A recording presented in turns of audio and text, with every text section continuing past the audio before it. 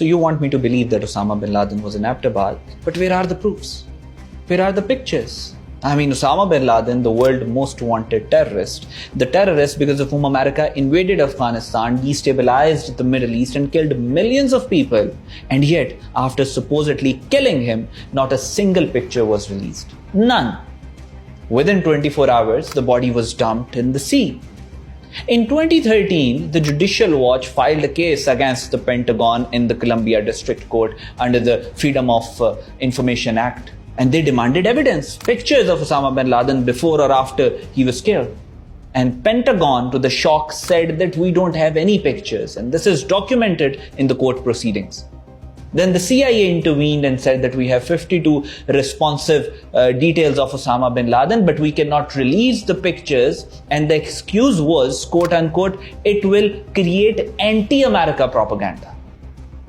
I mean, really, what anti-America propaganda could possibly emerge after killing the so-called worst terrorist in the history? Saddam Hussein's pictures were released. Gaddafi's death was broadcasted on CNN, BBC and Fox News. Saddam himself was paraded on these news channels. Entire court proceedings were broadcasted. But bin Laden, not a single image, not one shred of proof.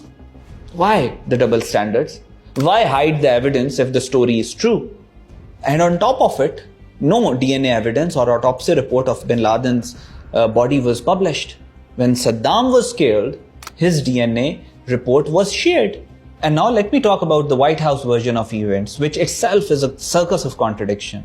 First, they said if Osama bin Laden was unarmed, people rightly asked if he was unarmed, why not arrest him and present him to the world? After all, he is the greatest terrorist in the history of humanity.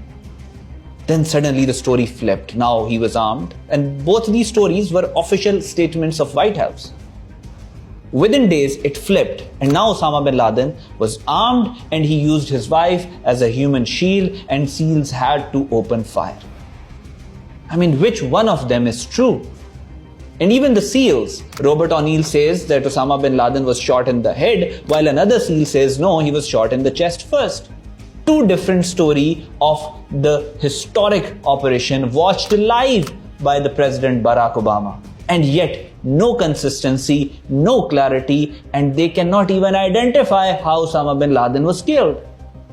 And then the Americans expect us to believe the narrative at face value from the very country that invaded Iraq on the pretext of weapons of mass destruction, only to later say that, sorry, no WMDs, our mistake. An entire nation turned into a graveyard based on lies. And I'm supposed to trust the same government's word without evidence. And now add to that, Hillary Clinton herself admitted, and she's on record saying that America created Al-Qaeda. Multiple CIA operatives have said the same thing.